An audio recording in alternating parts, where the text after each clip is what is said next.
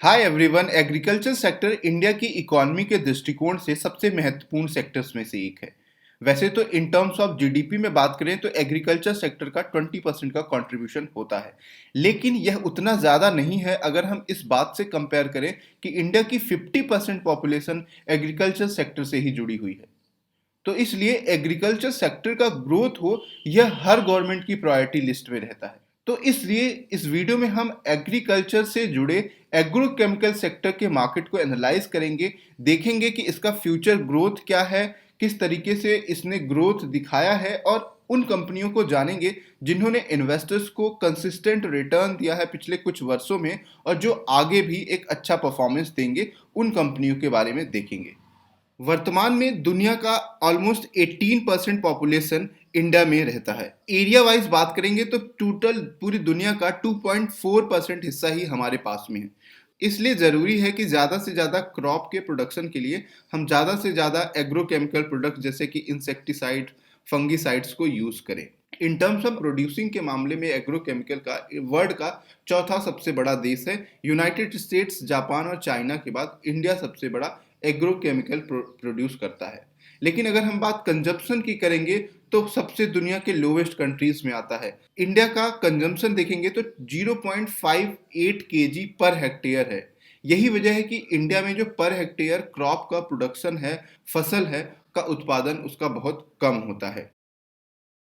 3 type के mainly products Indian agrochemical बनाता है। एक होता है इंसेक्टिसाइड्स, फंगिसाइड्स, और तीसरा है हर्बिसाइड्स। इसके अलावा भी होते हैं लेकिन उनका जो मार्केट का डोमिनेंस है बहुत ही कम है। वेरियस रिसर्च की मानेंगे तो ऑलमोस्ट जो इंसेक्टिसाइड्स का मार्केट है 50 से 55% के आसपास है। हर्बिसाइड्स के मार्केट की बात करेंगे तो वो 20 to 24% के अराउंड है, और फंगिसाइड्स की बात करेंगे तो 20% के अराउंड होता है। अब बात करते हैं कि एग्रोकेमिकल सेक्टर का आउटलुक क्या है। करेंटली अगर हम देखेंगे तो 4.5 बिलियन का इंडियन एग्रोकेमिकल मार्केट साइज है, और आने वाले 5 से 6 सालों में इसकी जो कंपाउंडेड एनुअल ग्रोथ रेट रहने वाली है वो 8.6 के अराउंड रहने वाली है। तो करेंटली 4.5 से बढ़ के ये 7.4 बिलियन होने का अनुमान है नेक्स्ट 5 सालों में। अब बात करते हैं कि अब जब मार्केट इस तरीके से ग्रो करेगा तो कौन सी कंपनियां हैं जो इनकी लीडिंग सेक्टर की हैं, जिनको कि सबसे ज्यादा बेनिफिट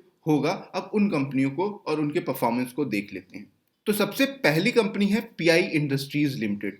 पीआई इंडस्ट्रीज लिमिटेड की बात करें तो इसका मार्केट कैपिटल 40,000 करोड़ के आसपास है, और इसका करंट प्राइस है 2600 रुपए के आसपास है।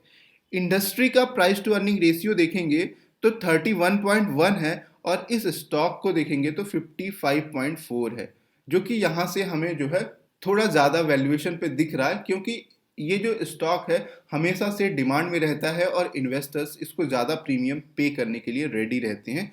कंपनी के डेट टू इक्विटी रेशियो की बात करें तो ऑलमोस्ट जीरो है, यानी कंपनी डेट फ्री है। अगर इसके स्टॉक के परफॉर्मेंस को देखें तो पिछले 10 सालों में इसने इन्वेस्टर्स को 40 टाइम्स के अराउंड रिटर्न दिया है। 3800% का रिटर्न ऑलमोस्ट दिया है। पिछले 5 सालों में देखेंगे तो 3 गुने का रिटर्न दिया है। वहीं पे जो सेंसेक्स रहा है वो 100% का रिटर्न दिया है। और मेनली जो कंपनी का रेवेन्यू आता है वो एक्सपोर्ट के जरिए आता है। ऑलमोस्ट आप देखेंगे तो 77% जो है एक्सपोर्ट के जरिए आता है, और इंडिया के मार्केट से 23% का आता है। प्रमोटर्स की शेयर होल्डिंग्स की बात करेंगे तो इस कंपनी में 47% के अराउंड है। कंपनी के रेवेन्यू की बात करें तो FY21 में ऑलमोस्ट 4500 करोड़ का था, और अनुमान है कि ये बढ़ के अगले 2 सालों में 6000 करोड़ का हो जाएगा। तो ये कंपनी आने वाले टाइम में भी जिस तरीके से इसने रिटर्न दिखाया है पिछले साल या पिछले कुछ वर्षों से कंसिस्टेंट रहा है, आने वाले टाइम में भी ये एग्रोकेमिकल की एक लीडिंग कंपनी रहेगी। दूसरी कंपनी है रैलीज इंडिया लिमिटेड। ये टाटा ग्रुप की कंपनी है, और जिस तरीके से टाटा ग्रुप की कंपनियों में चाहे टाटा मोटर्स हो, टाटा केमिकल्स हो, टाटा पावर्स हो, एक तरीके से मोमेंटम में आ गए हैं, उसकी वजह से एग्रोकेमिकल सेक्टर का ये शेयर भी काफी प्रॉमिसिंग दिख रहा है फ्यूचर के लिए। कंपनी का देखें तो प्राइस टू अर्निंग रेशियो 29 है, इंडस्ट्री का 31 है। ये भी कंपनी डेट फ्री है, और इसका प्लस पॉइंट ये भी है कि इस शेयर्स में राकेश झुंझुनवाला ने इन्वेस्ट किया हुआ है, तो इसकी वजह से भी ये शेयर काफी इंपॉर्टेंट है एग्रोकेमिकल सेक्टर के लिए। करंट मार्केट प्राइस 324 है। पिछले 10 सालों का रिटर्न देखें तो ऑलमोस्ट 129% का दिया है। ज़्यादा रिटर्न इसने पिछले 10 सालों में नहीं दिया है, बट और जिस तरीके से झुनझुनवाला का स्टेक भी इसमें है, तो इस वजह से इस कंपनी के फंडामेंटल्स और प्रमोटर्स को देखते हुए ये कंपनी काफ़ी ज़्यादा प्रॉमिसिंग लगती है। ओवरऑल अगर हम इसके रिवेन्यू की बात करें तो ये डोमेस्टिक इंडिया के मार्केट से ही इसका 70% रिवेन्यू आता है और बाहरी जो है वर्ल्ड से वो 30% का रिवेन्यू आता है। टाटा ग्रुप का इसमें जो हिस्सेदारी है वो 50% का है। ओवरऑल रिवेन्यू देखेंगे तो फंगी साइड से 28% का, हर्बीसाइड से 30% का और इंसेक्टिसाइड से 42% का रिवेन्यू आता है। तीसरी कंपनी है यूपीएल लिमिटेड।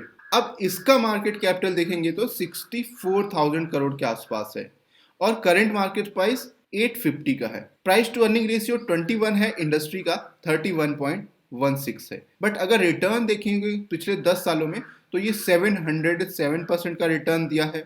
पिछले 1 सालों में देखेंगे तो सेंसेक्स जहां पे 56% ग्रो किया है वो यहाँ पे अब 100% ग्रो कर चुका है। कंपनी के रिवेन्यू ब्रेकअप को देखेंगे तो ऑलमोस्ट देखें तो 38% अमेरिका से, लैटिन अमेरिका से 16%, नॉर्थ अमेरिका से, यूरोप से 15% का, यानी कि जो 80% रिवेन्यू है वो ग्लोबल मार्केट से आ रहा है। यानी कि पहली जो कंपनी थी पीआई इंडस्ट्रीज और यूपीएल, ये दोनों कंपनी का फ्यूचर आउटलुक क्या होगा उसको समझने के लिए हमें ग्लोबल मार्केट को ज़्यादा ट्रैक करना पड़ेगा। मतलब ग्लोबल मार्केट में एग्रोकेमिकल की किस तरीके से डिमांड रहती है। लेकिन रैलीज इंडिया का मेनली रिवेन्यू आता है इंडियन मार्केट से और इस कंपनी में प्रमोटर्स की जो हिस्सेदारी है 28% है। तो आई होप कि आपको ये वीडियो यूजफुल लगा होगा और इन तीनों कंपनियों को अपने वॉच लिस्ट में ज़रूर रखें और जब भी इन्हें एक अच्छे डिप मिले या फिर एक अच्छे वैल्यूएशन पे मिले तो आप एग्रोकेमिकल सेक्टर में इन तीनों कंपनियों में इन्वेस्ट कर सकते हैं। आई होप आपको ये वीडियो यूजफुल लगा होगा। Thank you for watching.